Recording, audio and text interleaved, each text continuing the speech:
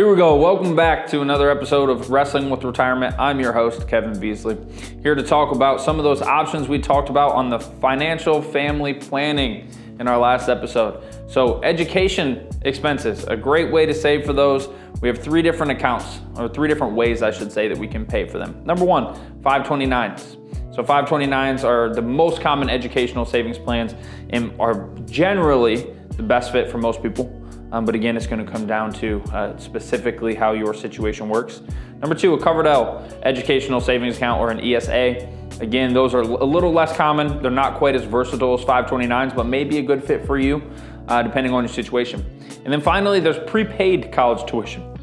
That's a little bit of a risk if you don't know where your kid's going to go to school or if they're even going to stay in state. So again, that can be a little bit risky, but that is an option to get today's rates to prepay for education. Second thing we talked about, life insurance.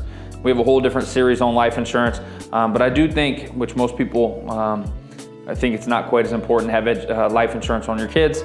I think it is a very inexpensive way to save money if you set up the right type of life insurance account. Again, I could do a whole different series on this, but if you're interested in learning more on how to set up life insurance for your kids, I'm more than happy to sit down with you, have a deeper conversation about how this can be beneficial in savings for your children.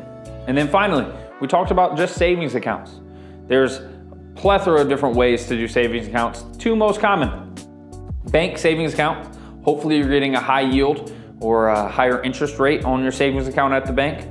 Now that's going to be a safe way to accumulate some money for your children. But if you're looking to take on a little bit more risk and have a little bit higher growth potential for that, you can open up what's called a UGMA or UTMA account, which is a uniform gift to minors account or a uniform transfer to minor account. And it's a way to invest money for your children or in your children's name in the stock market. As the parent, you can be the custodian or the person that is in charge of the account and manages it on behalf of your children. We have a couple UTMA accounts that we hold here for the families we work with, and it's just another way to save and invest for your children for the future. If you have more questions on that, again, like all of our topics before, I'm more than happy to sit down and discuss these deeper for how they work for you and your family. I look forward to sitting down with some of you and having these conversations and answering the questions that these videos may spring. Hope to see you soon.